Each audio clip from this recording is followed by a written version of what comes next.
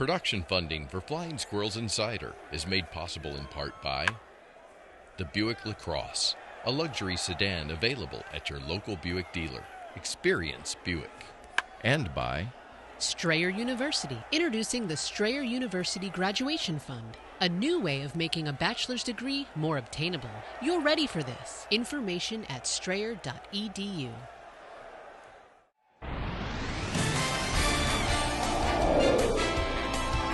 From Castro, and out the safe. Messi struck him up. Ryan Cabot. That one is gone. Johnny Bodell racing around Richmond. Fastball in the air to right field. This one hit deep. Miller heading back, watching it fly, and Perez has given the Squirrels the finale.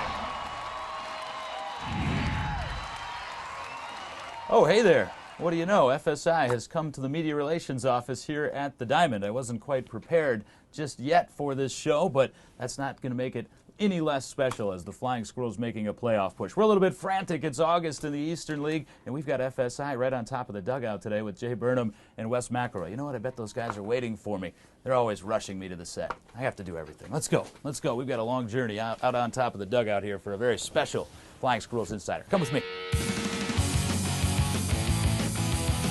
We will get him. Oh, come on. Let's see.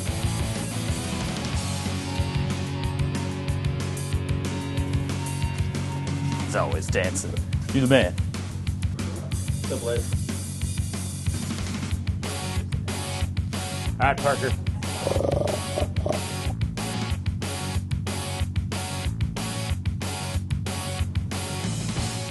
Hey, Hey, what's up, B? where you going? Shooting FSI here at the Diamond today. I got this. I got this. There's fans, there's kids, all right? We do this. You got this, mate. You have the voice of an angel. Got this. Down, touch your throat. A handsome angel. Nothing. Vince Scully's got nothing on you. You're amazing. Vin's pretty good. Now, okay, well, Vin's probably one of the best, but everybody else, you're better than everybody. They didn't make Vin sit in the sun. He's late, always late. It's hot as heck. It was his idea to wear suits every time. This is why Van Halen broke up. Yeah, I don't know why we put up with him. I just don't. Now, you ready? I'm ready. Good. You're beautiful, baby. Love you.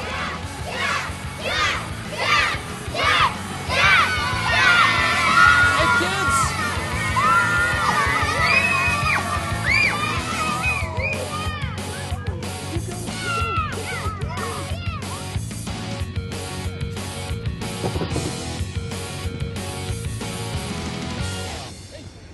That's why.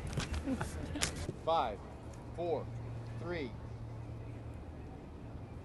Welcome to a very special edition of Flying Squirrels Insider, the season finale. And as we do, we've brought you right into the belly of the beast where the action will happen as the Flying Squirrels try to chase down a playoff spot in the Western Division. We're at the Diamond, which today we're calling Strayer University Field here. Much bigger version than our usual at the home of Flying Squirrels Insider. However, we do have the usual cast of characters. Jay Burnham and Wes McElroy are here. Believe me, they got just as tremendous a reception here to the ballpark today as I did. We just didn't have all the time on this show to showcase it, but Wes, for one, was mobbed when he got out of his car here at the ballpark. Speaking of cars, we've got a Buick Encore with us down on the field. Beautiful, isn't it? Glistening on this beautiful day here at the Diamond, courtesy of our friends at the Richmond area Buick GMC dealers. Also, you should know this by now as we wrap up this season of Flying Squirrels Insider, but we're giving away Flying Squirrels prize packs, and you can have one. All you need to do is text FSI to 44544,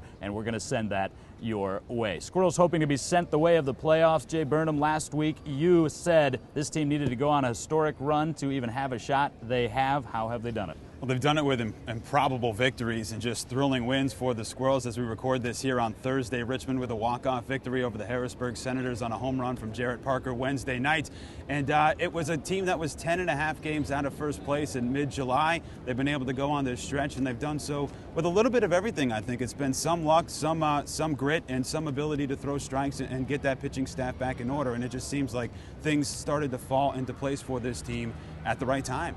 Edwin Escobar, speaking of throwing strikes, he jumped the tracks a bit in his last start, but before that he was magnificent in 3 of 4. However, the Squirrels taking their cues, West, from Ryan Vogelsong. He made 2 starts in the place of Taylor Rogers. He won them both. He was very efficient in both. What kind of impact did that have on this team? I think it was a huge boost, John. I mean, you look at the end of July into the beginning of August, he starts on a Tuesday night against Portland, and that helps start that series off on the right foot. They go on to win that series, and then he comes back on Sunday. He gives you 1 hit, 6-inning ball, and here's where you clinch that series. So there you go, 2 impacts on 2 series. That was a big boost at this point of the season.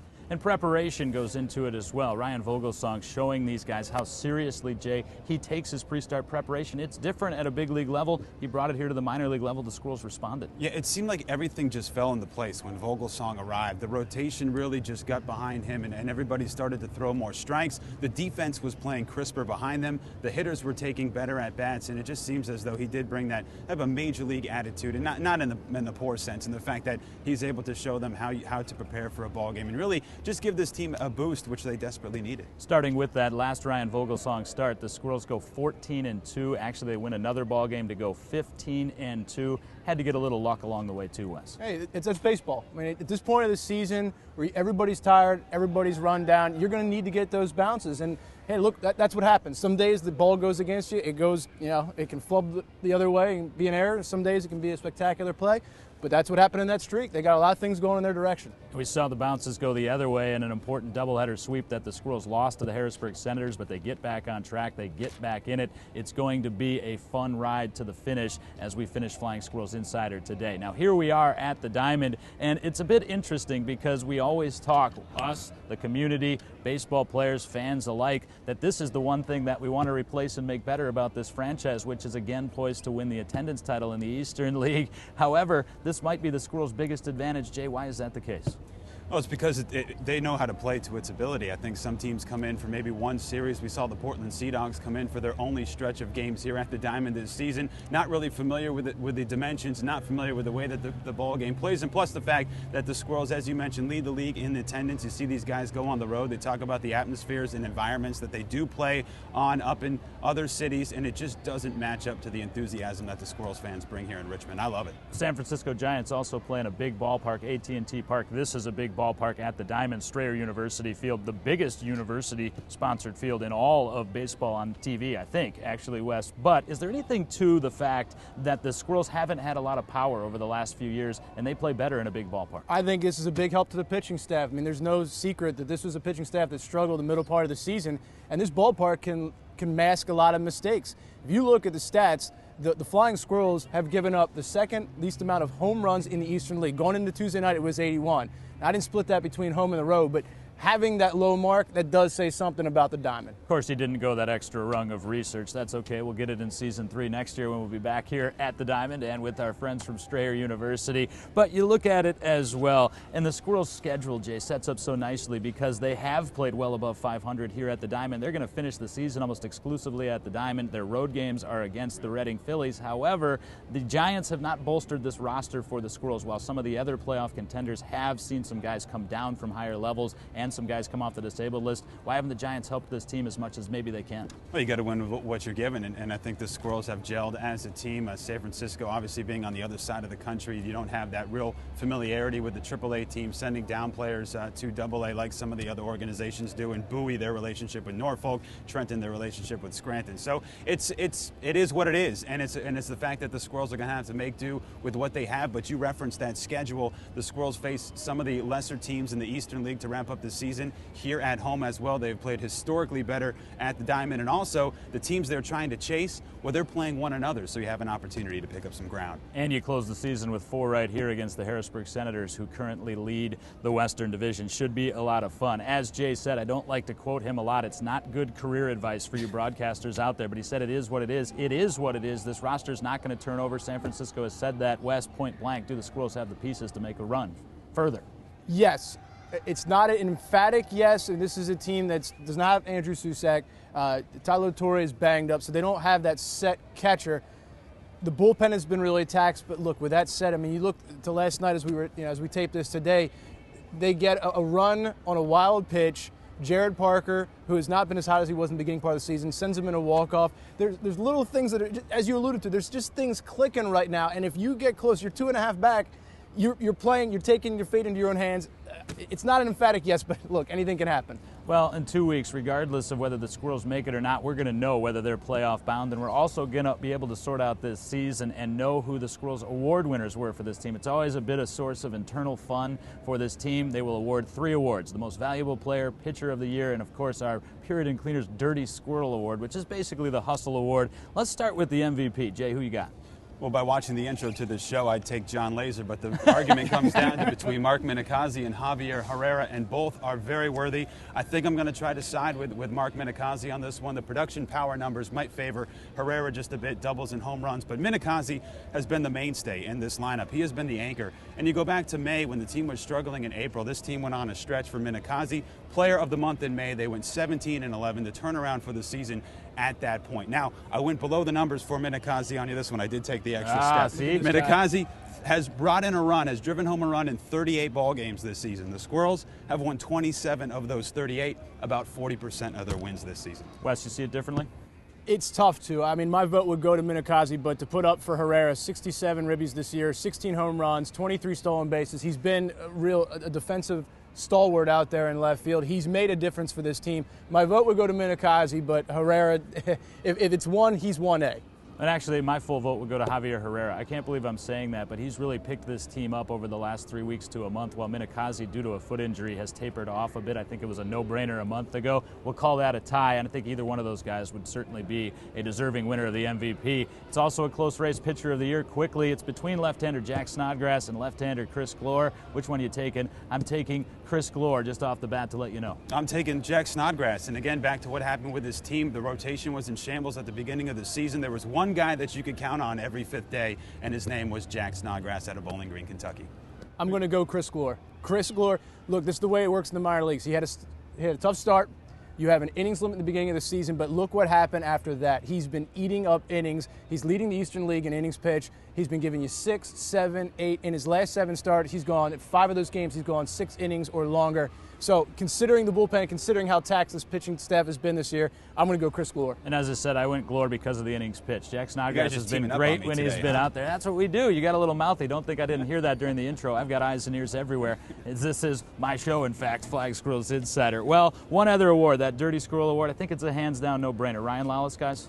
Yeah, Lawless, you like the grid. I know Joe Panik has been in there every day, day in, day out. He's made a great transition over at second base, but I think the fact that Lawless just might be at the top of the order gives you a little bit of a... I've really enjoyed watching Joe Panik, quote-unquote, learn to play second base, even though he seems like he's played 2 seasons there. But I got to go Lawless. So there you have it, all settled. That's what we do. We decide debates here on Flying Squirrels Insider. However, the Western Division isn't. It's going to be a wild ride. FSI wraps up today, but the baseball season doesn't. We'll see you here at the Diamond, and we'll see you back here as a very special edition of FSI continues. We mentioned the Giants didn't bolster the Squirrels roster, save for one. They did bolster the roster of FSI. Our man Tom Vasella is back from Fresno. One teammate, however, isn't happy about it. What's gotten into Chris Glore? Stick around to find out.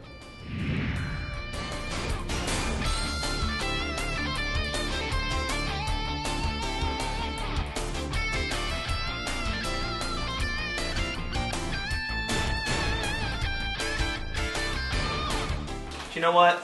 Since I've been back, I learned something. A couple of us here don't really have what it takes to play up there at the next level. What do you know about the next level? Yeah, I've been to the next level. No, you haven't. You just went to Comic-Con for 2 weeks. Nerd!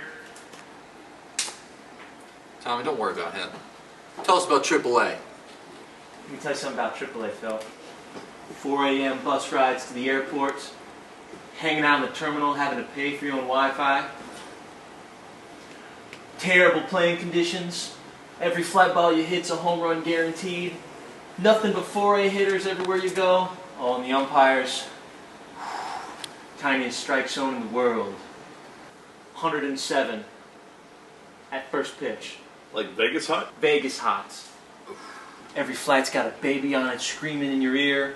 Nothing but rude waitresses, stewardesses. I'm not even going to call them stewardesses.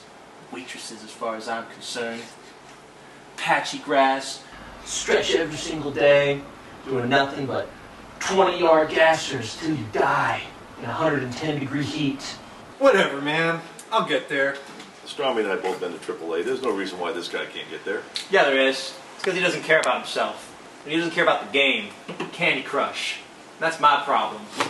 Your skills have been terrible since I've been back. What is this? I've got nothing but level 2? It's like you haven't even moved forward in this thing. We used to be a team, Glor. We were going to get to the top, you and me. It's going to be everything. Best Candy Crush duo in the history of the world. And what did you do? You forgot about it all. Gave up on yourself. You gave up on me. I'll save it, dude. Phil, I need to see you in my office now. I've looked at your numbers. The numbers don't tell the whole story. There's more to a baseball player than the numbers show. There's heart. There's dedication. There's overall team play.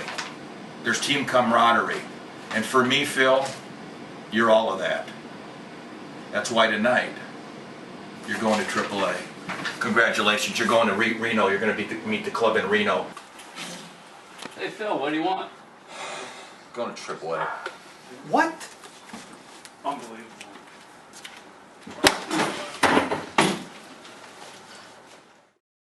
Production funding for Flying Squirrels Insider is made possible in part by the GMC Terrain, available at your local GMC dealer. We are professional grade. And by Strayer University, introducing the Strayer University Graduation Fund, a new way of making a bachelor's degree more obtainable. You're ready for this. Information at strayer.edu. And back here at the Diamond as FSI continues. The Squirrels season may or may not be wrapping up. However, the shenanigans for the Squirrels off the field will continue straight through Christmas. And to discuss, we brought on Ted Lidhart from the West End Rotary. And Ted, first and foremost, thanks for being here today. Glad to be here, Jay. Thanks for asking. It is the Nutsies' second annual Rotary Fun Run. What is it? You got it. It's a 5K run. It starts here at the Diamond on Saturday, December the 7th, the same day as the Richmond Christmas Parade. We run down Hermitage to the parade route, all the way down Broad to the Siegel Center, back here, and then we have a big after-race party, and then we all go over and watch the parade. December the 7th, it's an 8 a.m. start time. This year, as opposed to last year, it's actually adding the timed and sanctioned type of run for the runners. What does that mean? Well, a couple things. We're going to start the first event actually at 7:30 that morning because we're expecting about 1,200 runners this year. It's sanctioned. It is timed and chipped, meaning you'll be able to know your exact time, and it won't matter whether you're runner number 1 or number 1,200 in the back of the pack. Your race will start when you cross the start line. It is fully sanctioned, and we have divisions for the serious runner, the weekend warrior, the guy like me that doesn't do it often but wants to participate, walkers, strollers for single heads of household that want to bring the children, and a category for our challenged citizens who want to participate in this event. We want to take care of everybody and raise a lot of money for area children's charities at the holidays. And that's what we're going to touch upon. Also, Nutsy will be running. Nutsy running at the front of the pack last year. That in just a bit. But talk about really why this came together, how this has become an event for the rest of the road. This is through great cooperation with the Squirrels and the Christmas parades. Personal friendships through Rotary, Parney, Bill, Robert Kelly with the parade. We all came together. We wanted to do something more than simply have the parade. Ultimately, we want a weekend event that starts with the lighting on Friday night downtown, a fun fest here at the Diamond. We're even talking about maybe having some fireworks this year as part of all of that. Then our run to raise money for charity, then the post-race recognition party, then go over and see the parade, all for local causes. This year, our 2 charities we've chosen are 3 of the local Area Y MCAs and the United Methodist Family Services that have the home on Broad Street, not too far from the Diamond here. The Y will be using their money to fund before and after school programs. The Methodist Family Services will be using their proceeds to try to place some of their children over the holidays. Both great causes and both worthwhile for the holidays. Absolutely. December the 7th is the run. December the 6th is the Fan Fest. Now the Fun Fest. You don't have to be running to join us here at the Diamond on the Fun Fest on the 6th. However, you mentioned those charities. The cost involved with running at this event is really next to nothing. No, it is. There's the registration fee. It's much cheaper now than it will be closer to the event. It goes up about $5 every 30 days, but you can register now for $25 or $30. All of that proceeds go to charity. All the Rotarians are chipping in their time and volunteering to run the event. There's a minimal cost to us to do it. We want to make sure that these area charities that take care of the youth at Christmas time get all the proceeds we can possibly do. We're hoping to get some youngsters out at this run. The kids' pricing right now is $10. It goes up to $15 after Labor Day, but still should be a fun family event. Well, when we kicked it off in July, Nutsy stepped in, as he always does, and gave us a big discount for the children. So $10 for a child to run, 8 and above. You do need, of course, parents' permission to run and sign the form. But we're up and running, www.NutsyRotaryFunRun.com. The registration is open right now. You can pay online. And I should clarify, it's not just the West End Rotary. Oh, you guys no. have teamed up with area Rotaries No, throughout. it's area Rotaries throughout the area. Hanover Rotary, very involved, Midlothian Rotary, and of course West Richmond. How are you going to run this year? Very slowly. I hope to be able to. You won't see me when the season runners come in about 18, 19 minutes. You'll be seeing me making the turn at the Siegel Center. The challenge is to beat Nutsy, and he's pretty fast. He is pretty fast, and he not only ran the whole way last year, he turned around and came back and high-fived everybody coming across the finish line. We have great photos. We will have a photographer here taking photos for everybody, so not only will you get your time, not only will there be awards for certain categories, but you'll get your photo for your social media. Ted, thanks a lot. Glad to be here. Thanks for asking. John Laaser will take a look back at the season that has been for the Flying Squirrels as FSI continues. And now it's time for more Dugout Thoughts with Chris Glore. These days, I feel like I'm not pitching against righties, lefties, pinch hitters, or even the other team. It feels like I'm pitching against the passing of time, the end of innocence.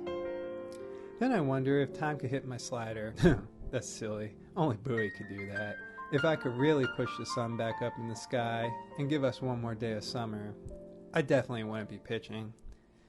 I'd go to the beach so I could get a gnarly tan like that Gumby Lim Vasella. Oh, fiddlesticks. I knew I shouldn't have watched For Love of the Game last night. Now I'm mad at Vasella and Kevin Costner. Who am I kidding? I could never be mad at Costner. He's such a dreamboat. Want to have a catch, Dad? No, seriously. I'll be in the backyard. It has certainly been a topsy-turvy season for the Flying Squirrels, easily the streakiest team in the Eastern League. They have enjoyed tremendous highs and crushing lows, and finally they have arrived after that wild journey where they are today, on the brink of a postseason berth, which they can procure over the season's final 2 weeks. As Flying Squirrels Insider wraps up for the year, we take a look back at where we've been, what we've seen, and what we've learned from it all. The Squirrels once again opened the season to an adoring sellout crowd at the Diamond, and that would be an indicator that the Squirrels were once again going to boast being the top draw in the Eastern League. However, there were other signs hidden in the first 2 weeks of the year. There was Jack Snodgrass, a fresh-faced lefty, teaming with Darryl Madej, a signature veteran, to co-author the first no-hitter in franchise history. There was the good, of course, as Snodgrass and Justin Fitzgerald topped the starting staff and were among the premier hurlers in the Eastern League. And on the offensive side, prospect bats Joe Panik and Adam Duvall got off to torrid starts. And then there was the equally bad. Expected staff anchor Chris Glore battled myriad issues and slumped from the beginning of the year. And for the impressive start for Panik and Duvall, it was a scuffling start for Virginia's own Jarrett Parker and powerful first baseman Ricky Oropesa. On May 24th, the Squirrels were blasted by the Altoona Curve 14-4. They fell back to a .500 record at 23-23, and there was no indicator of what was to come. And like a light switch, Parker was ripping every pitch he saw. He homered 5 times in the Altoona series, highlighted by belting 2 long balls in the same inning as the Squirrels rewrote their offensive record book in a 20-run uprising at Peoples Natural Gas Field. The Squirrels won 8 of their next 9 games. A rejuvenated Chris Glore pitched the Squirrels to a doubleheader sweep of the Trenton Thunder on June 8th, and the Squirrels had surged into the summer months of the season with a 3-game lead in the Western Division. And then the wheels fell off the Richmond apple cart. With Fitzgerald gone to AAA Fresno, the Squirrels desperately searched for veteran leadership in the rotation. They lost a franchise record 7 straight ball games, including being unceremoniously swept in back-to-back series by Harrisburg and cellar-dwelling Reading. And then it got worse. The team continued to lose, dropping 10 of 11 and plummeting out of first place. Richmond did send a franchise record 6 players to the Eastern League All-Star game, but the rest of the team staggered to the season's intermission. When they fell in the opener of a 3-game series in Binghamton on July 15th, the Squirrels had found rock bottom. 11 games under 500 and 10.5 games out of first place, the team was officially floundering. And when the carnage was totaled, the Squirrels had lost 28 of 35 games and seemingly played themselves completely out of postseason contention. And then the turnaround occurred, slowly at first and then rushing like the Rapids. Powerful relievers Cody Hall and Josh Osich arrived from San Jose and stabilized the bullpen.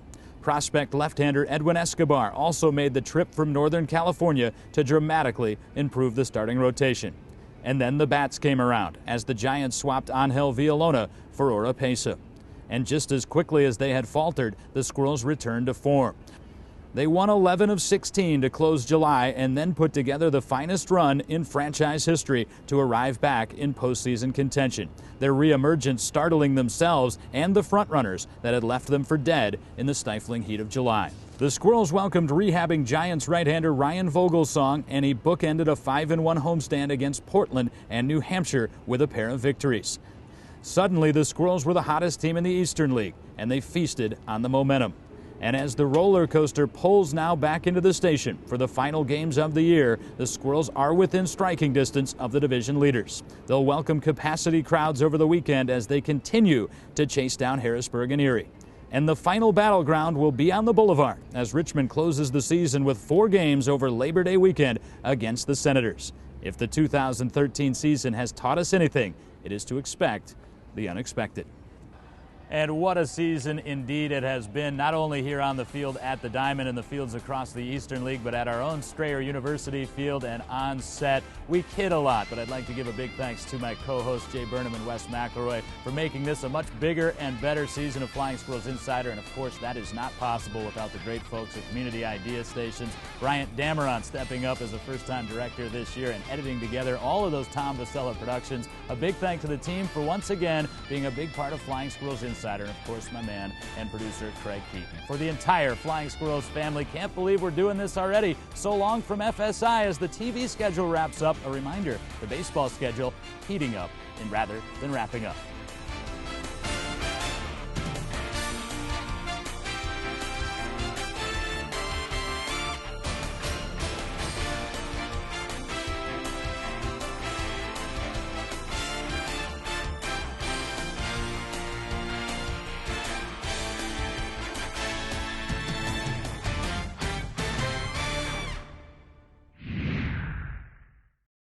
Production funding for Flying Squirrels Insider is made possible in part by the GMC Terrain, available at your local GMC dealer. We are professional grade. And by Strayer University, introducing the Strayer University Graduation Fund, a new way of making a bachelor's degree more obtainable. You're ready for this. Information at strayer.edu.